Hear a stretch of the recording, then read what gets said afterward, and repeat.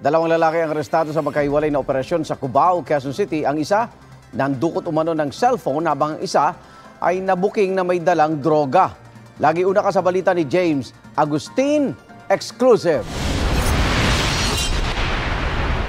Kaya ang inaresto sa pag-iingat na pinagbabawal na gamot. Walang kawala sa mga pulis ang 25 anyos sa si Raider John Reyes matapos mahulihan ng ilegal na droga sa Cubao, Quezon City. Nakita raw ng mga pulis si Reyes na sakay ng motorsiklo at bigla na lang nag-counterflow. Nung ipa-flag down na po sir ng ating pulis, imbis po na huminto, nag-U-turn ho siya. Ngayon nung hinanapan ng lisensya yung suspect at bumunot siya sa kanyang bulsa, doon na lumabas at nalaglag mula sa kanyang bulsa yung pinagbabawal na gamot. Wala rin siyang driver's license kaya natikita ng mga otoridad. Naaresto na si Reyes nito lang Hulyo dahil sa kasong pagnanakaw pero nakapagpiyansa. Ngayon, panibago mga reklamo ang haharapin niya. Kabilang na ang disobedience to an agent of person in authority at paglabag sa Comprehensive Dangerous Drugs Act. Totoo naman po lahat. Para saan yung droga? Pang sarili lang po.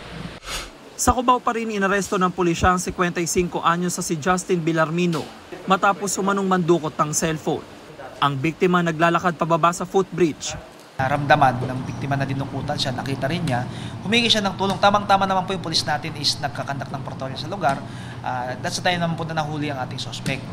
Nabawi mula sa suspect ang ninakaw na cellphone.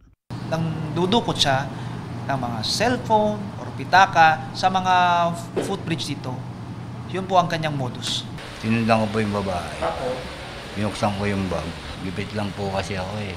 Ano gagawin niyo sa cellphone? Bibili ko pong gamot. Maharap ang suspect sa reklamong theft. Ito ang unang balita.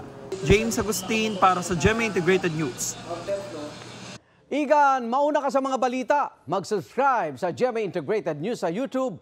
Sa mga kapuso abroad, subaybayan nyo kami sa GMA Pinoy TV at sa www.gmanews.tv.